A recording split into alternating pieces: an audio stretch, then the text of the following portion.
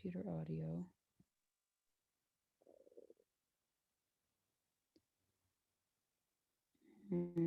Let me see if I can figure this out. I'll call you back. No worries. Okay, bye.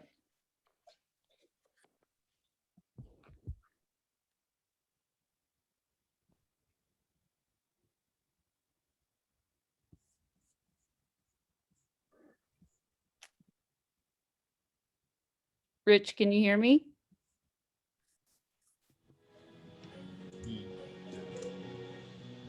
Hi. Yes, I can. It's Kim. Yes, I was just hello. talking with Jeremy. He's less than 15 minutes away. Yes, that's what I heard. I was just going to announce it at 8 o'clock for sure. Oh, perfect. Okay, I will mute.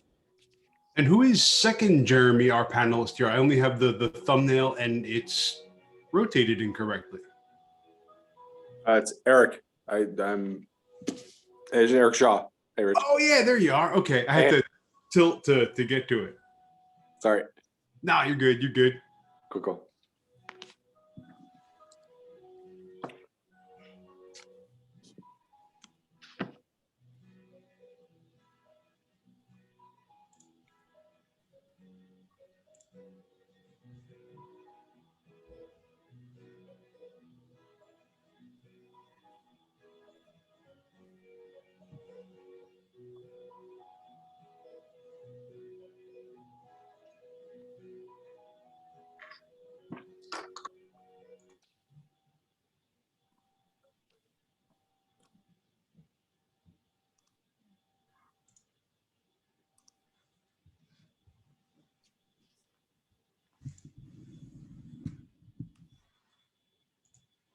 Okay, good evening, folks. It is 8 o'clock, and I don't know if you heard Kim and I talking just now, but it seems that Jeremy is just a few minutes out. He'll be here in about 10 or 15 minutes, and we'll get it kicked off. He is on West Coast time and just getting back from work. Apparently, they had a bit of snow out there, so maybe he'll have some relevant stories for you from his day out on the mountain. But yeah, just hang tight and enjoy the slideshow. And as soon as Jeremy comes in, we will spark things up.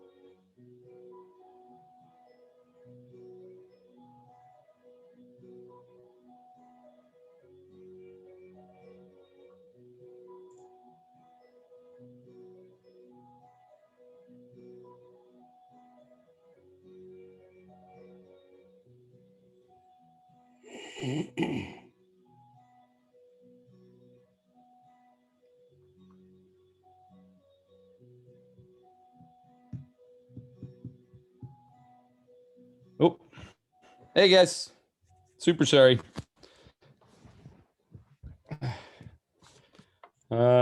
Rich, you want me to start? Are you still on there or no? I am very much still here. Sweet. Let me come on.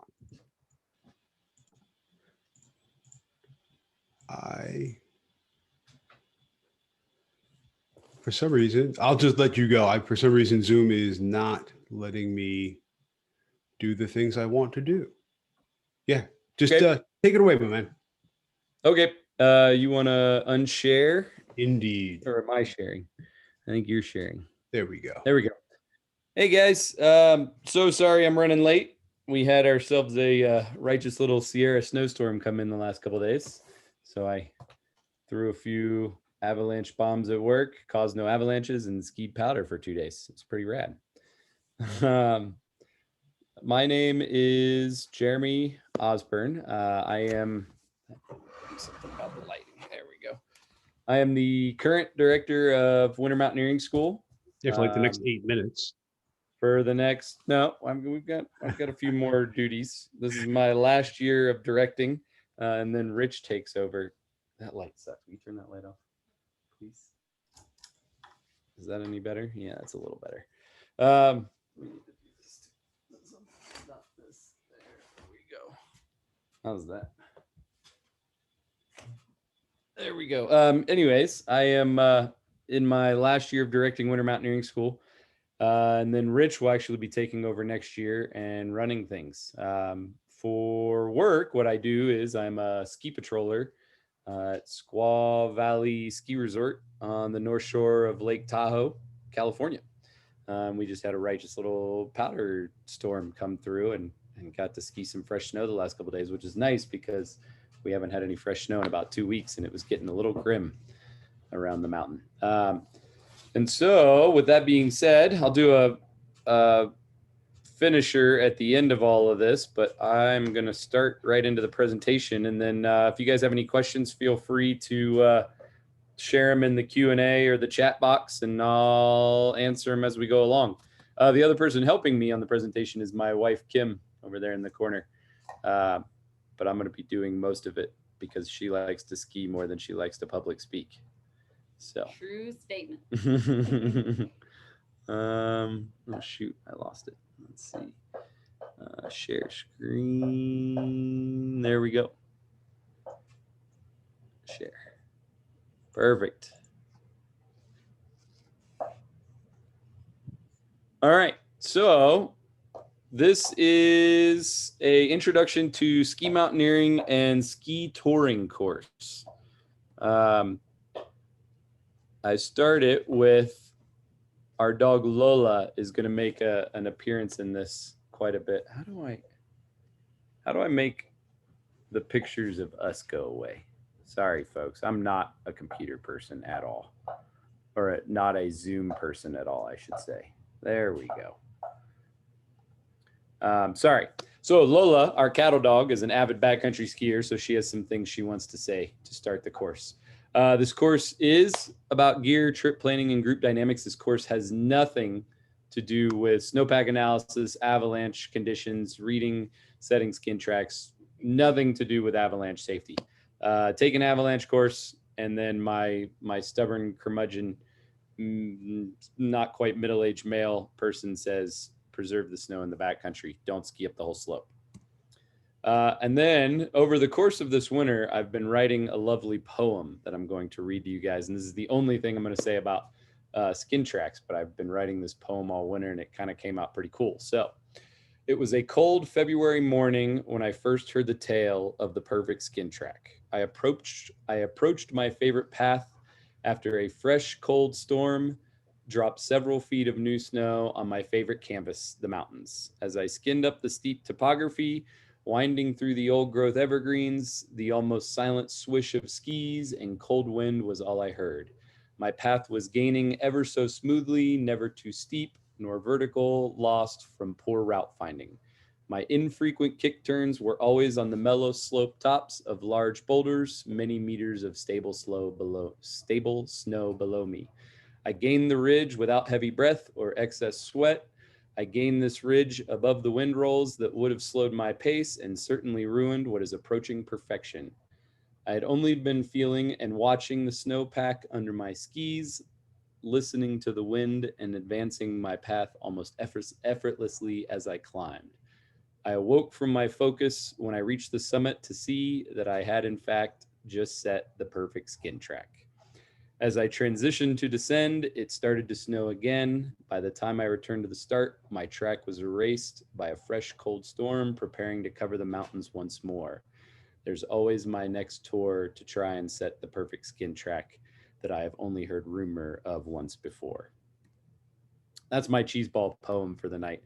Kind of one thing that's important to me about ski touring is the John Muir, I go to church in the mountains-esque nature of it.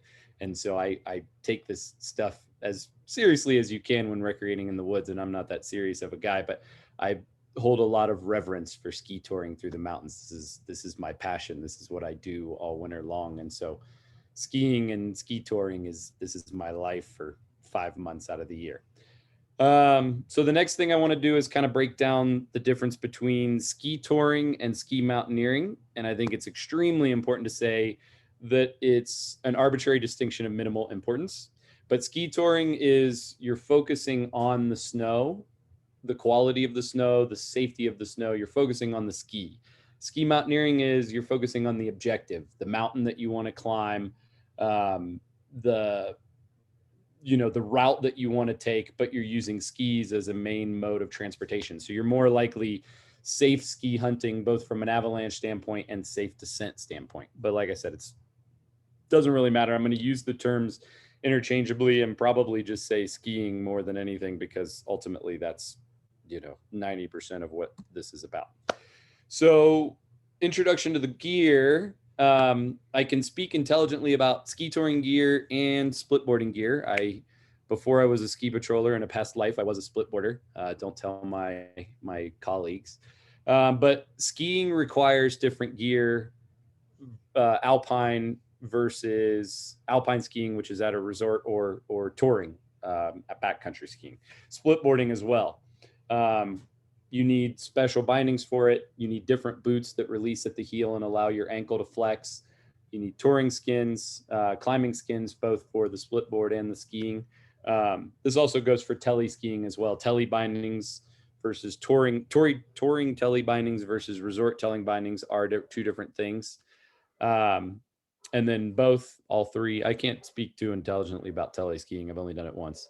All three need beacon probe and shovel, obviously, for avalanche conditions, and then ski crampons in the springtime. And the important thing that I'd like to add here is the transition times from ski touring versus split boarding versus tele skiing. All three take different amounts of time. And so it's important as a backcountry tourer to be very efficient at it. And this is where Lola makes her first cameo. There's Lola touring or following the skin track behind Kim, kind of at our back door. Actually, that's just up the street from us. This is one of the skis that we do from the front door of the house to the back door of the house, or back to the front door of the house. So next thing is trip planning. It's important to kind of to discuss this from the standpoint of there's a lot of different aspects to it, because I do consider even the most mellowest of ski tours, I do still consider it a technical way to move through the mountains, just because even if there's no rope, no climbing gear, no protection, there still is. It's a high speed activity, so it's a high risk activity, and so paying attention to more facets of trip planning, as opposed to like a day hike. Everybody just says, hey, you want to meet at this trailhead at 8, pack a couple snacks and we'll go for a 3-mile hike. A ski tour is a little bit more involved than that. All the extra gear that you need, the fact that it's in winter and the risk of injury being higher, and then the risk of that injury being extracting that injury being more difficult, makes it more important to have a solid, kind of more dialed, detailed plan. The other thing that's important too to discuss in this is the quality of the snow. If you're out ski touring, nobody likes to ski bad snow. So half of our trip planning is, where are we going to find the best snow today when we go ski touring? That's a huge chunk of it. And that comes with knowing all the mountains around Lake Tahoe, where we do, 90% of our ski touring, 95% of our ski touring, I'd say, is around Lake Tahoe. The difference between the North Shore and the South Shore, the difference between the East Shore and the West Shore, as far as what the season's doing in snowpack, all these come into play. Safety of the snowpack. Certain regions of our mountain can have a much less stable snowpack, while other regions of our mountain can have a much more stable snowpack. So all of these things come into play. And then another key one that I didn't really hit on too much is your partners. The quantity of your partners, and then the quality, as in quality not being their enjoyment in the backcountry, but more their level of skiing versus your level of skiing. When you're going out into the woods with a bunch of varying ski levels, you need to take that into consideration as one, if you're one of the best skiers in the group. And also, if you're one of the worst skiers in the group, you need to take that into consideration. How can you not slow the group down? How can you, prevent the risk of injury, so on and so forth. So we're going to break this into the 3 different main types of tours that we go on, and kind of talk about the specifics and how trip planning comes into play for this on a ski tour. And so the first one is a day tour, if we're just going out for the day. So day packs, just like anything else, you want extra food, extra, water, layers. In the wintertime, it's probably an extra jacket. Kim, when we go ski touring, she wears at least one less layer for the skin up, and then throws at least one layer on when we transition and go for the ski down, because she's not going to be exerting near as much energy. First aid kit, I don't like to leave. Being a ski patroller, I definitely never leave home without a first aid kit. But I think in the winter, it's even more important. And with a high risk activity like skiing, it's even more important to have a high quality first aid kit, the knowledge of how to use it, and the knowledge of how to build various sleds and leaders out of people's gear to get you out of the woods. And tailoring your first aid kit to winter activities versus summer activities. Right. We put different items in the first aid kit for the winter than we do for the summer. So keeping that in mind as well. Yeah, good point. And then as far as preparation, what we do, other than picking, the biggest preparation event always is going to be picking where we're going to go ski to find the best snow. But it's easier in this situation when you're out for a day tour. Our avalanche forecasts in the Tahoe area come out once a day at 7 a.m. So usually we're on the way to the trailhead and we read whoever's not driving reads the avalanche forecast for the day, because usually we're leaving the house between 6:30 and 7, and so normally it's coming out kind of right as we're getting to the trailhead. And then the weather forecast for the day that plays into, where we're going to go, and then obviously a map. Mentality, this is kind of going in, really dialing into the trip planning aspect. So group size, when we're day touring, we're more willing to take more folks. I think the biggest group we've ever toured with was probably 6 people, 5 or 6 people. I was gonna say maybe 5. That was maybe a little larger than we were comfortable with. I think our normal group size is between 3 and 4 folks. We've done 6. It was a little big. I'd keep your terrain selection a little more conservative with that many people. But this is also in a day tour is where we'll take the largest variety of skill levels. And then the key thing we'll do is on a larger group like that, we try and split into subgroups. Even if we're all going to stay together, everybody's got a buddy or a partner that they're responsible of making sure, especially in tree skiing, making sure everybody's staying within eye shot or earshot of each other. It's much easier to only keep track of one other person as opposed to keep track of all 6 people. So we'll have on days like that, when we've got a bigger group, we might have a meetup spot at the bottom and break into smaller groups. And then our level of risk as well. Normally you can't get that deep. So it's kind of the only time I'll ever jump off rocks and ski as fast as I can is on a day tour. I won't do that if we're deeper into the woods where the risk of an injury is, and the risk of extracting that injury is pretty difficult. And then the most important part is start time. Comes more into play in the spring, trying to time, the quality spring corn skiing.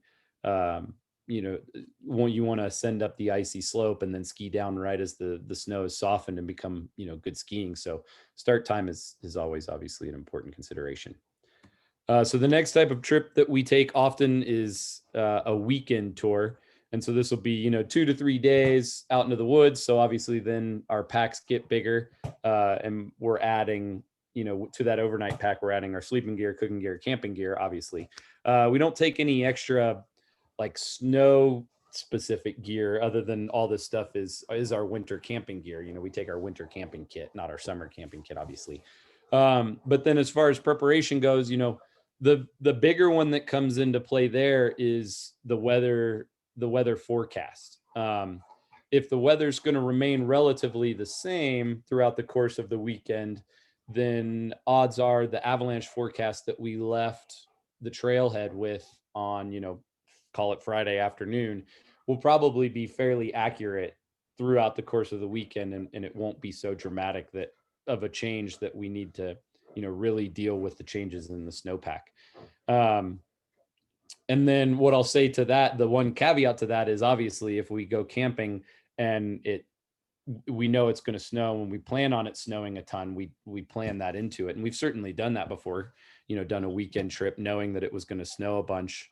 And sometimes it's paid off, like this picture right in front of us. You can see there's Lola and I skiing downhill, and it had just snowed. We pulled into camp and it had just snowed a little bit, and then overnight it snowed a ton, and we were skiing super fresh powder that was amazing for the next day or so.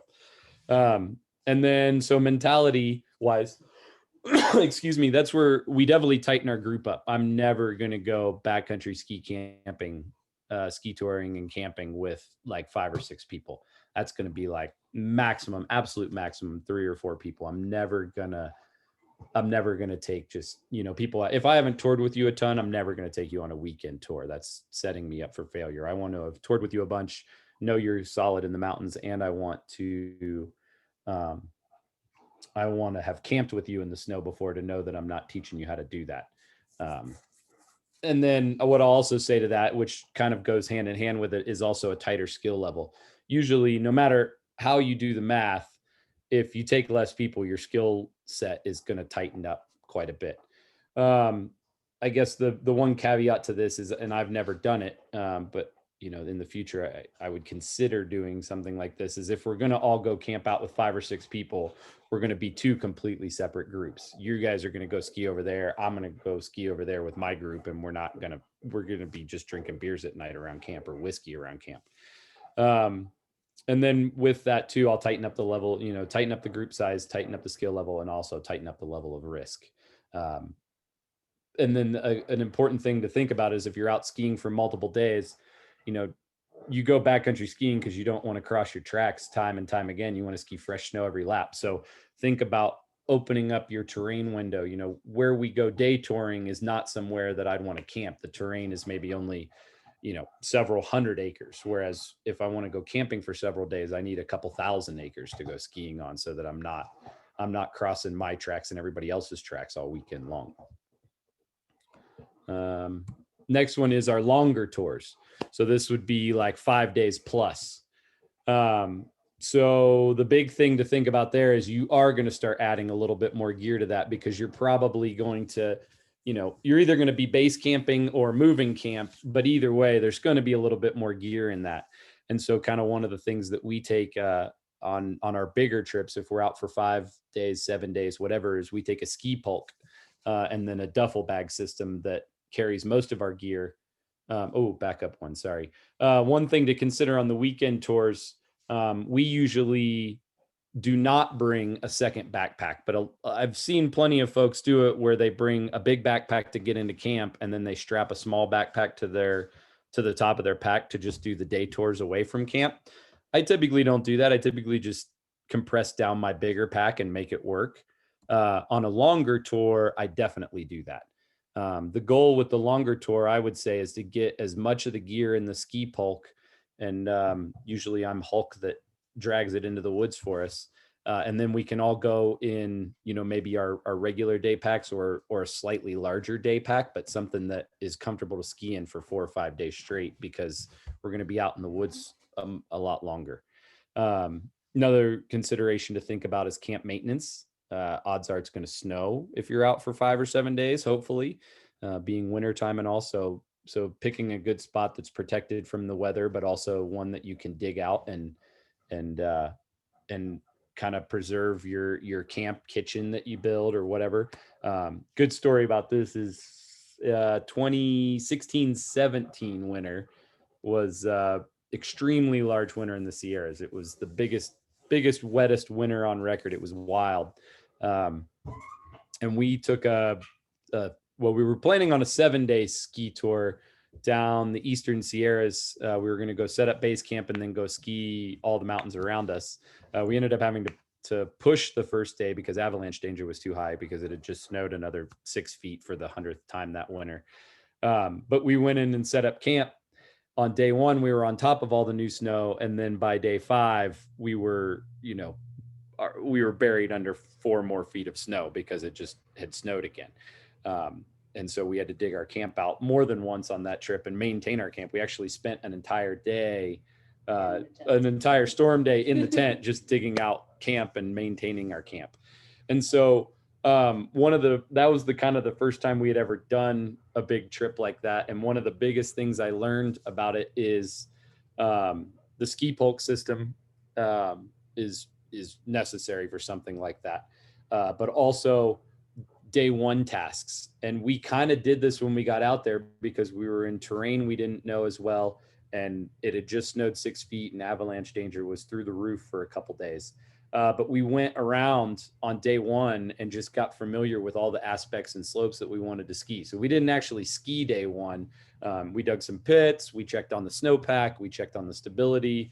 One of the pits we dug, we actually dug down to that interface. So we dug 6 feet down to see where the new snow, old snow interface was, to see what it was like on the aspect that we wanted to spend the most time skiing. So kind of, evaluate a larger trip like this and be prepared that, the avalanche forecast that you go into the woods with is not going to do you any good by day 4 or 5 on that trip. And so it's important to make sure that you've got your whole snowpack around you dialed and you're really comfortable with what's going to happen in the woods and how it's going to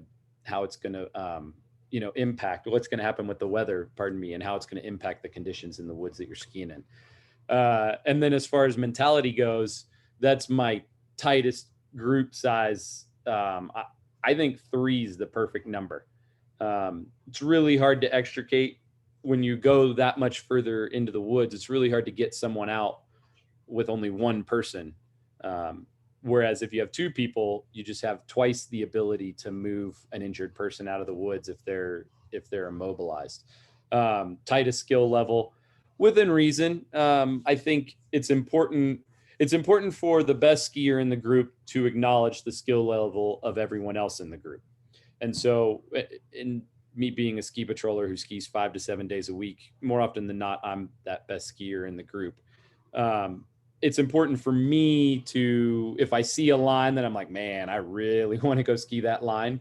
It's important for me to realize that if I want to go ski that line, I'm going to have to be selfish and tell everybody else to hang out for the day and keep an eye on me while I go ski this super gnarly line. Or what's more likely is we just go ski big laps of party laps and have a great time skiing fresh snow and have the mountains to ourselves. So I think it's important to remember that if you're the best skier in the group, it's important for that person more than anyone else to acknowledge the skill level of everyone else skiing with them. And so then the one time I'll distinguish ski mountaineering trips. This is where, like kind of the one we do every year. We do a couple every year, but one that we do normally. Ski mountaineering starts in the spring. Even if you want winter snow when you do it, it still starts in the spring because you're waiting for the snowpack to get deep enough and consolidate and start to stabilize. In the Rockies, that's a big consideration. It's not as much in the Sierras, but it still is. We don't, I don't tackle big lines in December and January. I tackle big lines in March. And so this is normally a spring and then early summer consideration, but a couple of the big ski mountaineering trips that we take every year is we do one to a local mountain down the street from us, Mount Talac, and then it's kind of our prep and warm up because it's good solid 3,000 feet open bowl skiing, and then usually we try and get up to Mount Shasta. We don't make it there every year just because I have a tight weather window or a tight time window, and we have to have good weather for when we want to do it. But every other year or so, we usually make it up there. And that's, that requires more technical gear. So while it's not glaciated, it does require, we don't need ropes and anchors and such. We do need climbing helmets, crampons, ice axe, the whole gamut. And so it's important to think about when you're on a technical ski mountaineering trip. It's important to think about snow anchors, ice anchors, rock anchors, climbing styles. Are you going to be skiing the whole way? Odds are you're not. Odds are at some point your skis are going to have to go onto your back. Okay, are you comfortable leading or following in that technical of terrain with the snow and ice and rock gear that you have with your skis on your back? Because it's one thing to lead a pitch without your skis and backpack on. It's a whole nother thing to lead a pitch with your skis and backpack on. And then bail gear, if it's the goal, like if the goal is still skiing, if the weather doesn't do what you want it to do, then you might not be skiing down that. So you might have to bail halfway up. If the goal is not skiing, okay, maybe I've brought, I don't have an issue. The goal was to climb this. If we can ski it, great. But if not, we plan on still climbing this, even if snow conditions don't soften, and maybe we have to cramp on an ice axe all the way down this thing. And then what I'll say is extremely important to think about in ski mountaineering is transitions from skiing to crampons, or bare booting or ice climbing or rock gear, whatever it's going to be. Pay really close attention to your transitions and build in time for those transitions, because it will take more time than you think it will take. And then also try and plan your stops and your breaks and your rest, pee breaks and food breaks and whatnot for those transition times. Because usually you want to transition in a pretty safe, stable spot as opposed to mid slope in weird spots. So it's a good time, like if you're going to transition from skis to crampons, which is the common first transition, it's a good time to delayer, relayer, get your food and water situation handled, get your bathroom situation handled, and then move on uphill again. And then what I'll say for preparation, back to the snowpack consolidation, I already talked about that. Camp locations, that's kind of that's a very much a general mountaineering term, just as much as it's a ski mountaineering term. But in general, you want to be cognizant of where you're setting up camp on a larger mountain. Most of the big mountains all the big mountains in the lower 48 all have pretty well established camp locations under them. I'm probably sure some obscure ones in North Cascades National Park or something like that. But and then the important thing to remember for preparation is timing the snow. You know, if it's spring and early summertime, it's super important to make sure that if the descent is important to you, the ski descent, make sure you time the most technical, steepest, hardest section of the climb or of the descent to be the time when you have the best snow. And that kind of comes with, excuse me, years of experience. You know, when we see what the temperatures are going to be overnight and what the temperatures are going to be during the day on the mountain, I know when the sweet spot of the snow is going to come. And the goal is just to be transitioned and ready to descend when the technical skiing shows up. And usually that's on all the volcanoes out west. That's the top out. You know, the top 500 or 800 vertical feet is definitely the most technical skiing of the descent. And so we try and hit the nail on the head as far as finding perfect snow for that technical section. Mentality wise, this is true for all mountaineering trips, but in ski mountaineering, you know, just the same. This is where I want an exact group size. You know, this is where my knowledge of climbing skills and rope skills are going to come into play, and I'm going to know how many people it's going to take to accomplish this goal, and then finding that group of people that have the minimum required skill set, you know, that everyone can ski this at this level to take this trip. You know, you don't want to take somebody up a mountain like Mount Shasta and find out they can't actually link turns at, you know, 38-degree pitch snow when it's a little bit firm. That's not an ideal situation. You know, that's something you want to know about well beforehand.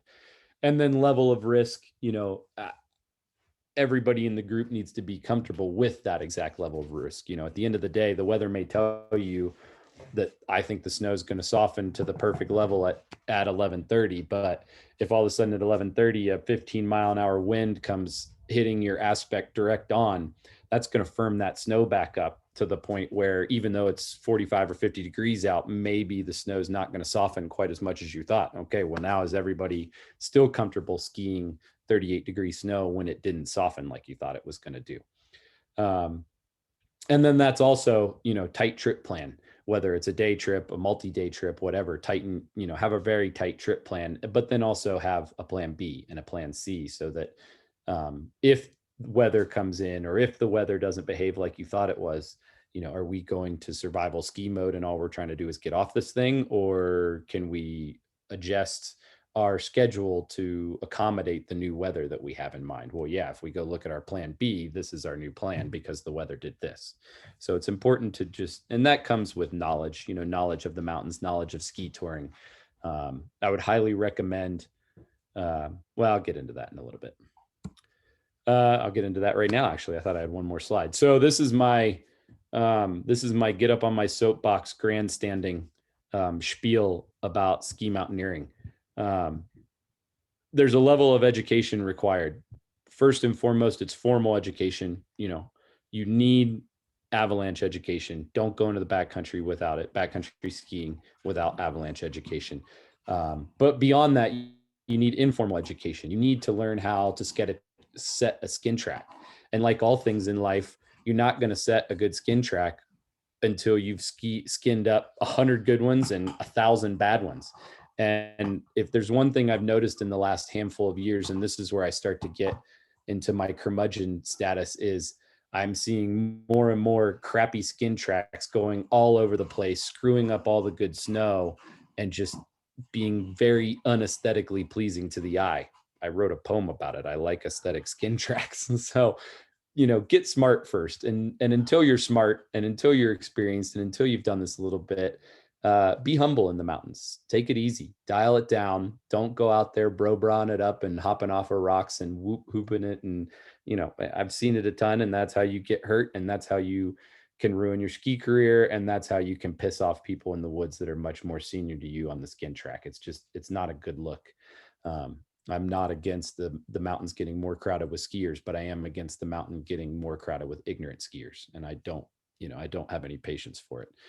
So be that humble person that as you're approaching this sport, you can walk into the woods with humility and, you know, come out with a little bit more confidence every time you go in. And then the next one is fitness. You know, I saw it for the first time ever last year. I saw a guy that was I don't know, he was every bit of 250 pounds, and he was not 6'6". He was 5'10" and 250 pounds coming out of the woods ski touring. And I was mind boggled. Like, that guy's ready to blow his ACL at a ski resort. What are you doing in the backcountry? Like, be in shape. This is a high energy output situation. But at the end of the day, all the regular rules of mountaineering still apply. You should still be able to be skinning up the skin track at a nice clip, but be able to have a conversation with your partners. And that comes with good fitness. Um, this is not a sport for the out of shape, in my not humble at all opinion. And then the last thing that I want to get on my soapbox about is frequency of tours. This isn't a sport to kind of do every once in a while.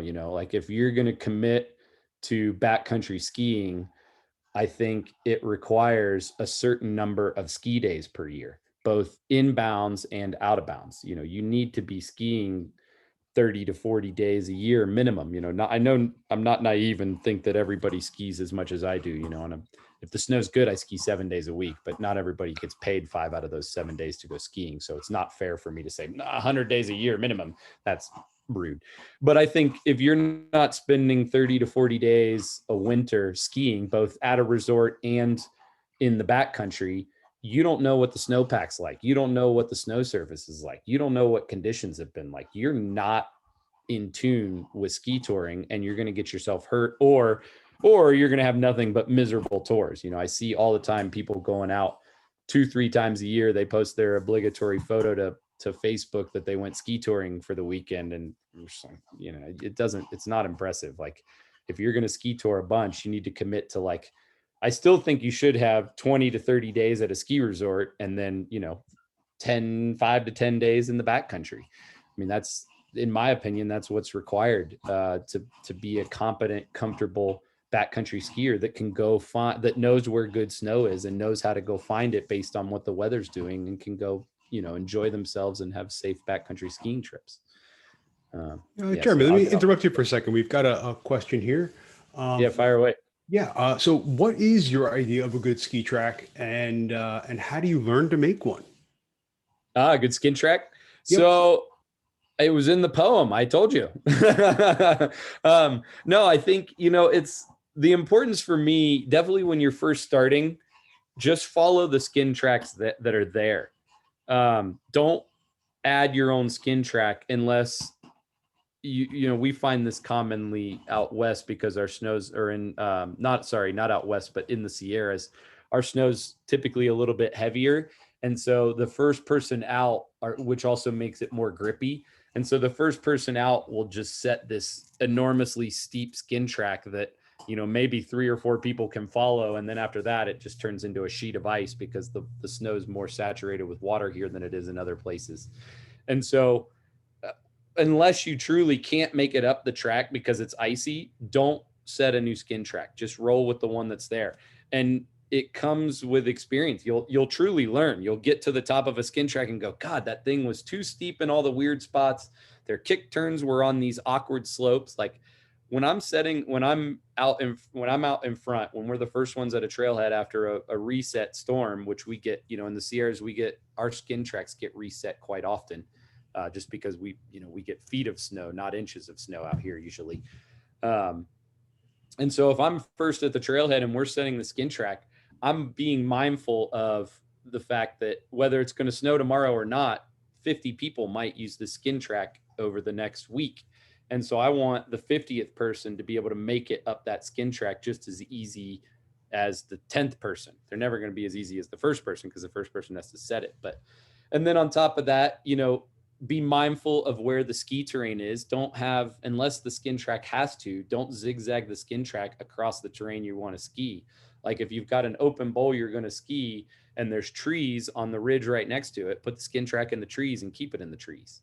And then that way the skiing stays open and perfect, and everybody can ski that beautiful slope that you just spent an hour or 2 hours or 3 hours or 7 hours ascending, depending on, how far you're going and how far the ski is away from your car.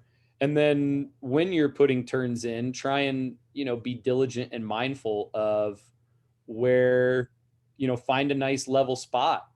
Like you have to read the minor features of the snow. Like when I'm setting a skin track, I'm in the zone. I'm trying to read the snow. I'm changing my angle as the slope degree changes. I'm finding that perfect level topped boulder. Like I said, the boulder, like a top of a boulder is the perfect place to set a kick turn, because usually it's like this little 3 foot by 3 foot flat spot, even if it's covered in 2-3 meters of snow, and you can just set the perfect kick turn and then continue on your skin track again. So my advice to a new skier is don't think you're going to have a better skin track than everybody else, for one, which goes back to my humility statement. And then for two, if you do have to break away, try and be cognizant of the 50th person that's going to want to skin up that super icy slope. And if the old one was too steep for you to get up as the 50th person, be cognizant of that and set it at a way lower pitch angle. Yeah, so it sounds like kind of what the takeaways are is like in the beginning, like you're going to be following other people's tracks going up. Yeah. Like you're probably going to be going to more front country areas where it's a little bit more popular and people have been there before and more frequently, and you can kind of learn definitely from that.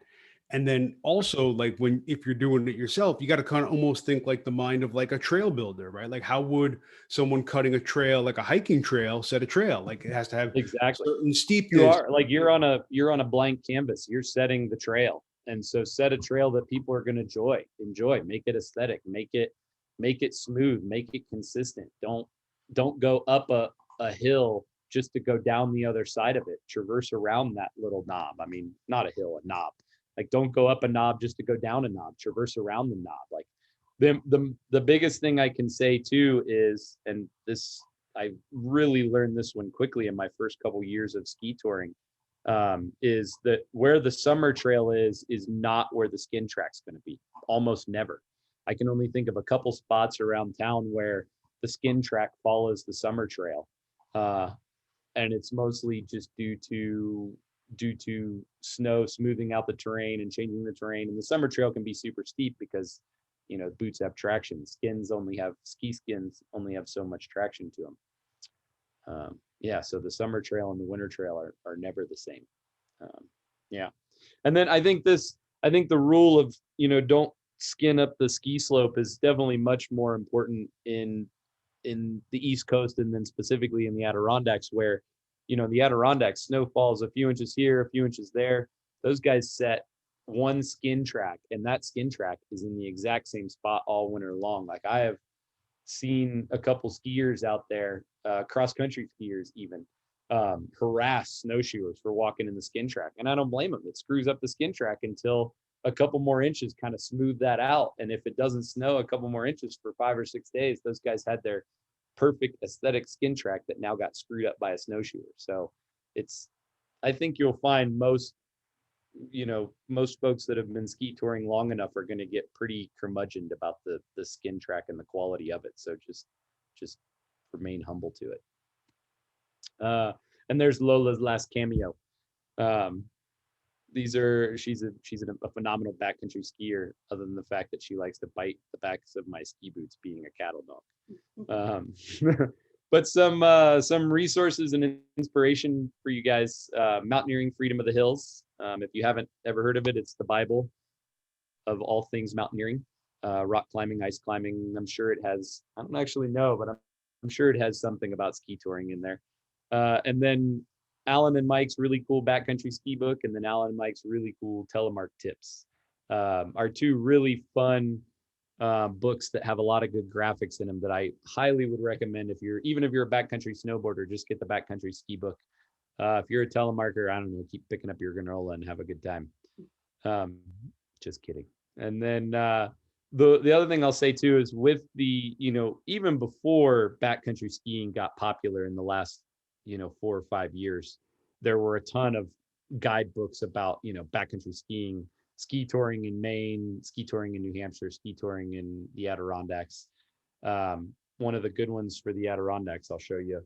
I actually have it sitting right in front of me, so when I put the PowerPoint presentation away, I'll show you that one. But buy the local ski books. We actually have, for our area, some guy put out these topo maps that are backcountry ski specific. So they showed the ascent routes and then all the descent routes.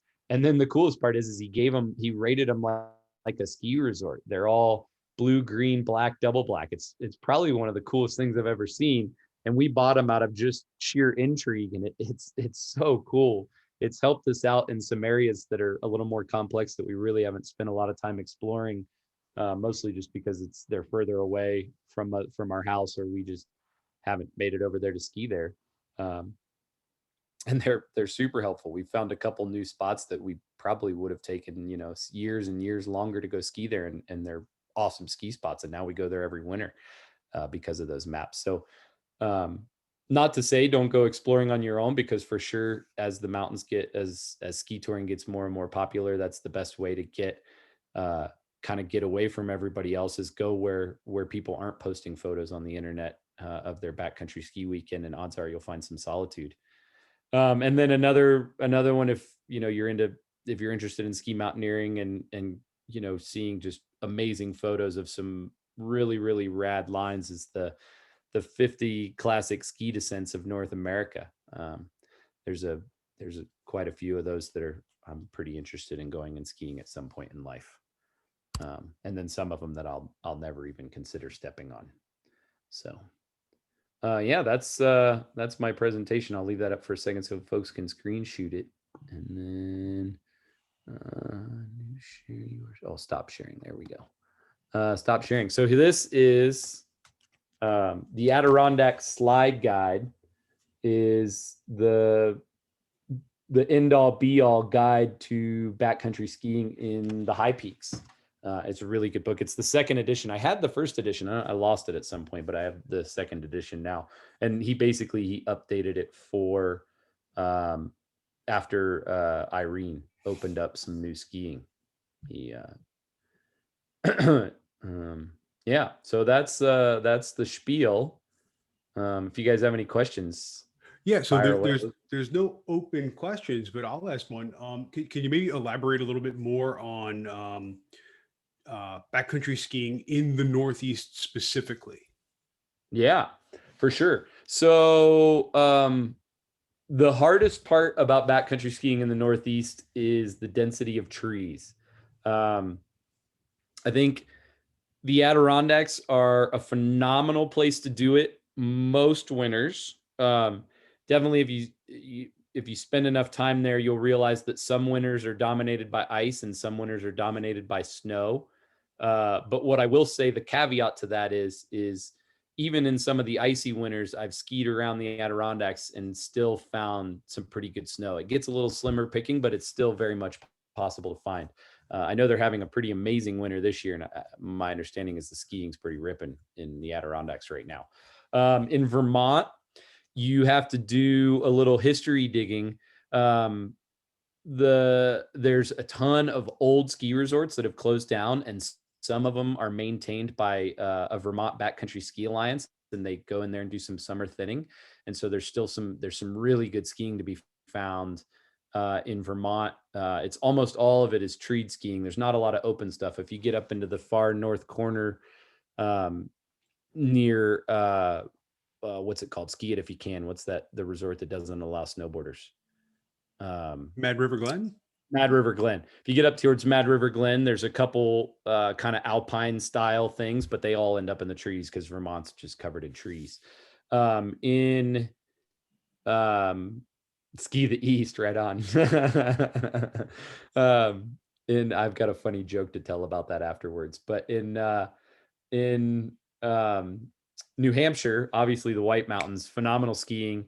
That's where you can take an avalanche course, is in the White Mountains. I've heard rumors of them being available in the Adirondacks, but I've also heard that they are avalanche awareness and not necessarily avalanche, a certified avalanche course. And there is a huge difference between the two. So you need to take, in America, it's AIRE, AIARE,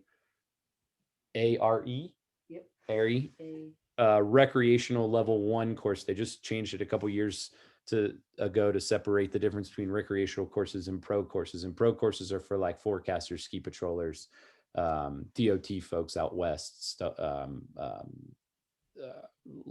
police officers and such. They're more for mass casualty instances, ski resorts dealing with mitigating avalanche risk inbounds, whereas the rec courses are definitely designed for backcountry skiing, backcountry snowmobiling, backcountry snowshoeing, whatever. So in the whites, obviously, the whites are phenomenal. I mean, that's it. That's the mountaineering skiing location because of the openness of the high country there. Also pretty real mountains with a pretty serious avalanche hazard. As far as Maine goes, I'm not super familiar with Maine. I know if you're up for it, Katahdin certainly goes, but there's a whole list of rules and regulations involved in that. And then in Canada, kind of, if you're willing to make the drive, when I lived back east, I kind of started to plan the trip and never actually did it. It is on my list, is the Chickchocks, which are up on the coast. And they have a lower elevation snowpack similar to ours out here in California. But my understanding is it's rip and ski terrain at all skill levels. You can go find moderate, mellow pillow lines that you can just make big sweeping GS turns in powder all day long. Or my understanding is they've got some pretty gnarly terrain too if you're a more advanced skier. Awesome. I would. So we're starting to get some more questions in. Oh, sweet. Oh, I'm sorry. Were you? I didn't want No, I want to get to the Chickchocks one of these days. You want me to just fire down the list? Any consideration? Oh, you have the list. Okay, gotcha. Yeah. Any consideration specific to split boarding to be mindful versus skiing? Yeah, split boarders always take more time at the transition. It's not their fault. It's just the way their gear works. So if you're a split boarder out with skiers, get it dialed.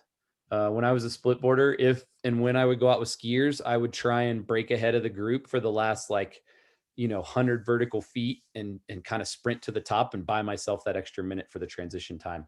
Not a big deal. Most people don't get fired up on it, but in general, skiers can transition, 1 to 3 minutes quicker than a split boarder. So if you get there a minute and a half earlier before them, they're not really waiting on you. Quick but ignorant question. Ski straps, why are they so important? Good question. That's really a good question, actually. It's a great piece of an emergency gear if you're going to put your skis on your backpack A-frame style. Or actually if you're going to go shoulder to hip, kind of like the Skimo guys do. It's just a good way to keep your gear tight, keep your skis from flopping all over the place. Split boarders, it's huge. When I was a split boarder, I usually would carry 2 of them because they don't have ski brakes to hold it together. Tele skiers, same thing. I'd carry a couple of them. But then as far as emergency gear, you can build a pretty easy sled out of the injured person skis, poles, and a handful of ski straps.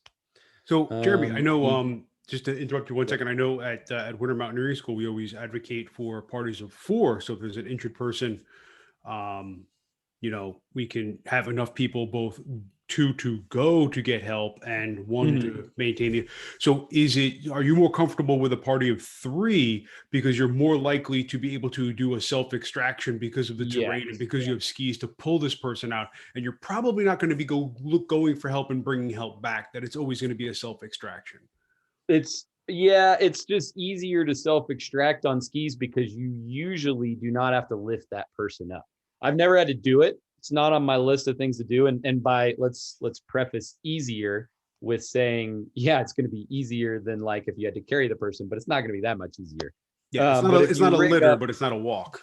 Yeah, if you rig up a ski litter and you have one person in the front kind of pizzaing the trail out of the way so that you can make a nice little gully to get them down, and one person in the back somehow rigged up with some cordage or whatever straps, I don't know, to lower the person down the pizza that the person in the front's making. I'm not telling you not to call search and rescue, but in a number of hours, you're going to be meeting search and rescue at the trailhead, and it's just an easier go at it. Yeah. Let's see. I need special boots, bindings, and skis to do backcountry skis, and I need to ski 20 days at the resort and 10 days backcountry. Do I use my backcountry skis at the resort? It's a good question. So I both Kim and I do. I actually patrol in touring bindings more than I don't. I'm a big, actually, here, I'll grab my favorite new binding. I've got it sitting right above my head right now. So My favorite new ski binding is this guy. This is the fatties. They haven't come out this winter. We're having a light winter. But my favorite new ski binding is this Solomon Shift.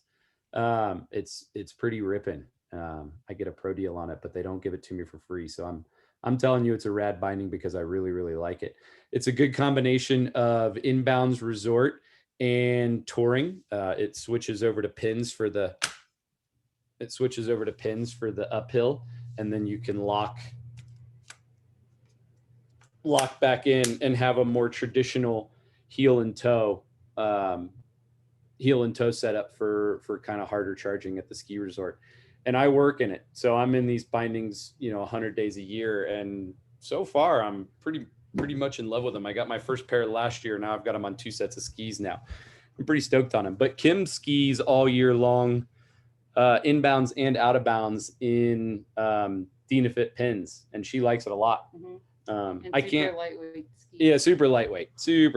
So I can't work in pins. It doesn't work for me. One, destroy them, and two, I just from a work standpoint, it's not worth talking about. But I can't work in pins, but I can work in these, and I have pretty good success with it. So, you mentioned I used to split board. Do you still split board? And if not, was there a reason why? Yeah, I'm a ski patroller now. If I don't want to have to get harassed all the time about being a snowboarder, then I have to ski.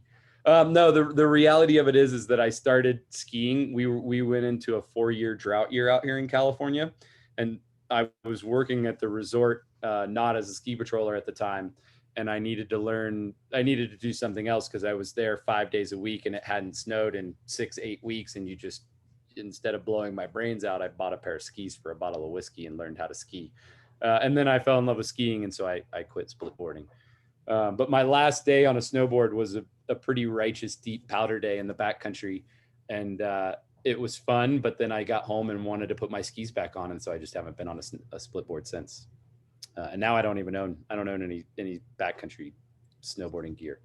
And then whoever said Ski the East, that's freaking funny. I like it. I don't disagree with you, but I also see a ton of Ski the East stickers. And what's Vermont's area code? It's like 602 or something. I see a ton of 602 and Ski the East stickers at Squall all the time. And I always want to ask those guys, if you want to ski the East so bad, why aren't you back East? But that's just me poking the bear a little bit.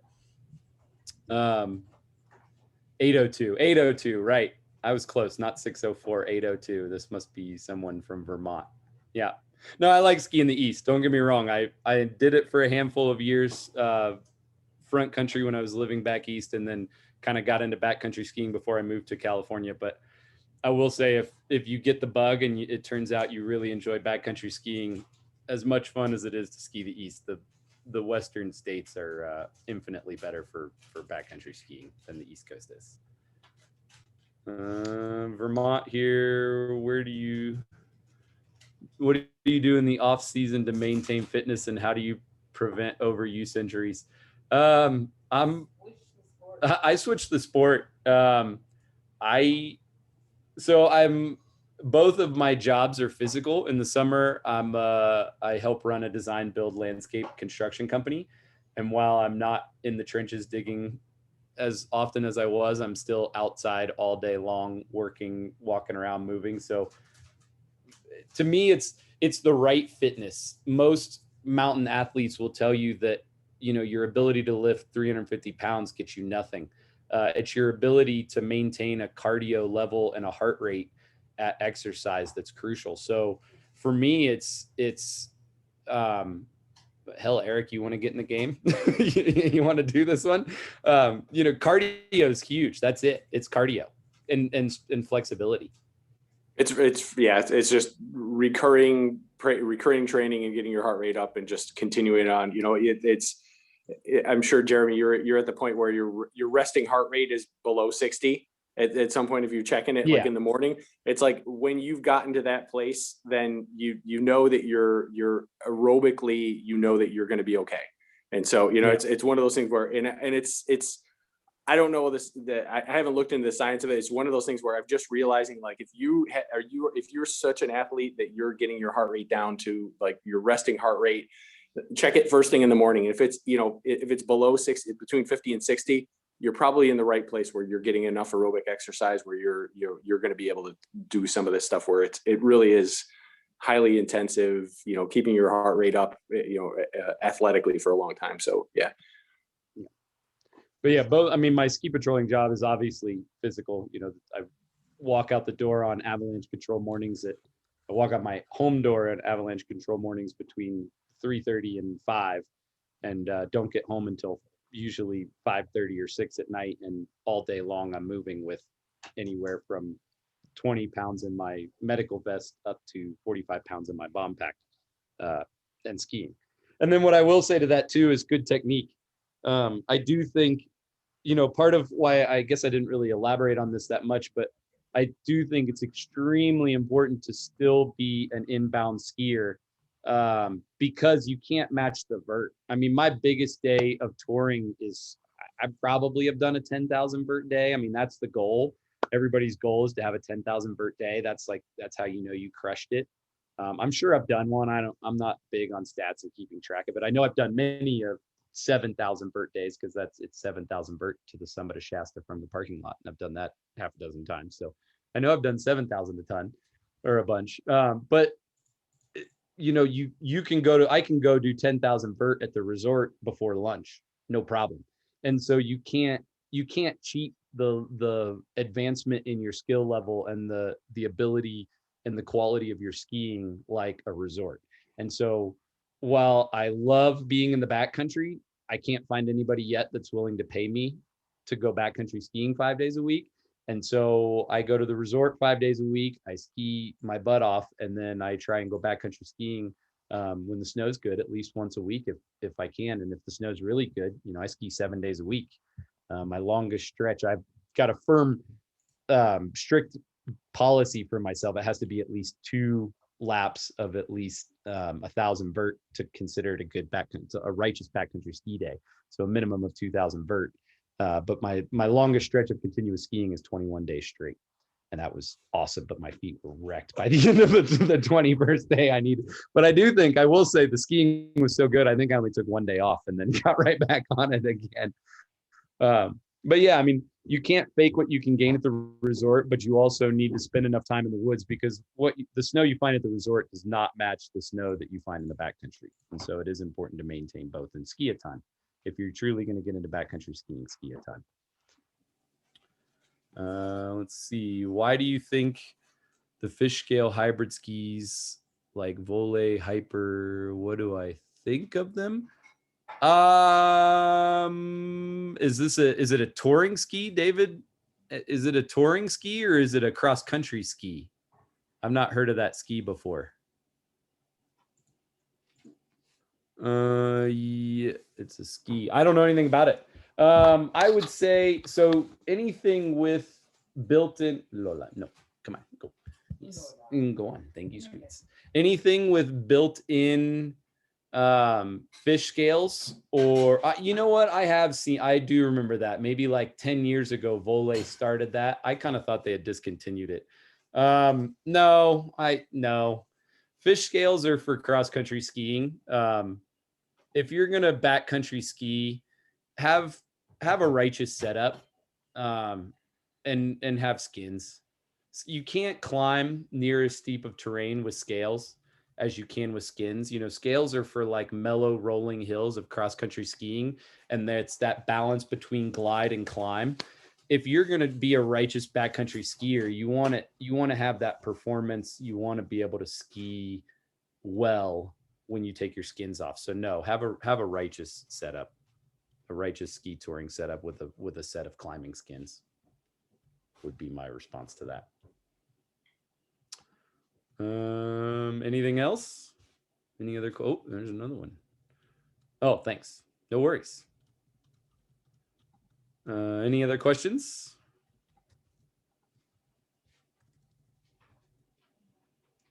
What's the best way to start practicing skills like kick turns? That's good. Patience is the best way to start practicing skills like kick turns. It comes to balance and comfort on your skis. I will say it's way harder for split boarders. touring in general, I think it's not as difficult as a skier to learn how to backcountry ski. We have a buddy, Kim and I have a buddy right now that is a snowboarder, and we're teaching him how to split board this winter a little bit. And it's kind of funny because he's obviously not a skier. And no matter how much you try and, minimize your downhill when you're in ski mode, it's tough to watch a snowboarder trying to ski with skins. It's just really funny. And so what I'd say is it's just practice and patience. Just be patient. The first, I don't know, whole season or first couple seasons I was ski touring with Righteous ski gear and not using snowshoes anymore. It was brutal to master the skin track. I was a split boarder at the time, and so I was trying to learn how to ski on split boards and kick turn, and just be patient. It'll come with time. I'm a snowboarder that has been trying to do a bit of cross country skiing a couple times a year, but haven't tried backcountry. Yeah, right on. I mean, cross country skiing is a good way to get the cardio. It's a good way to learn. Really good way to get the cardio, and it's a really good way to improve your technique on the skin track. I will say, kind of one of the first things you learn when you go ski touring, and you learn it the hard way, is don't pick your feet up, push your feet forward. And so cross country skiing will teach you that really quickly, because you'll go home with a pretty sore groin, and then you'll start to learn how to push your feet forward instead of pick them up. Technique's huge in all of it. I mean, skiing longevity. I mean, I ski 100 days a year, and God willing, I haven't blown a knee yet. And the hope is to not ever do it, although the reality is probably not the same thing. But good technique and good fitness and just patience, and then know when to charge and know when not to charge, but be calm about it, and you'll be much happier. Yeah. Are there any other questions? I'm going to do a little wrap about Winter Mountaineering School next winter. And then if there's any more questions, feel free to fire away, and I'll stick around and answer them as long as folks want to fire questions. But so as you all know, we did Winter Mountaineering School online this year due to COVID. Our hope, fingers crossed, is that next year we will be doing Winter Mountaineering School in person again under the direction of Rich Murray, sucker. It's not going to be me anymore. But the other fingers crossed is I am pitching to our board this spring a introduction to ski mountaineering course for next winter. And there's going to be a minimum skill set required. You have to already be a solid skier. It'll all come out hopefully later this summer. If the big caveat is if we truly can go back to in-person education, which all signs are starting to point to the fact that we will be able to. But the other caveat will be as long as the board approves me to take a bunch of folks backcountry skiing in the woods of the Adirondacks. But if so, there will be hopefully a backcountry skiing program next year that Kim, I've talked her into it. We're going to buy her an 8,000 meter down suit to deal with the temperatures, and she's going to come out east and teach a backcountry skiing course with me for a week. So if you guys are interested in that, please feel free to come to Winter Mountaineering School next year, or if you want to just come and snowshoe with us too, that's super fun. We teach general introduction mountaineering skills in a handful of different courses geared towards everybody's interest, and it's a great way to start backcountry traveling in the snow, in the winter, camping, mountaineering, the whole gamut. Yeah, so hopefully we'll see you next year. Nobody has anything else. Sorry I was late again, folks. I appreciate you all being patient with me. Have a lovely evening and enjoy the snow while we've still got it on the ground. The skiing's great everywhere, I'm told. I think they just got a good amount of snow back east too, so enjoy it. And Colorado's about to get some snow. Vermont 802 Ski the East, I'm sure they're about to get some snow too before the season wraps. So have a good one, folks. Thanks. All right. Good night, all. Thanks again. Oh, one more. Oh no, it's just a thank you. I think.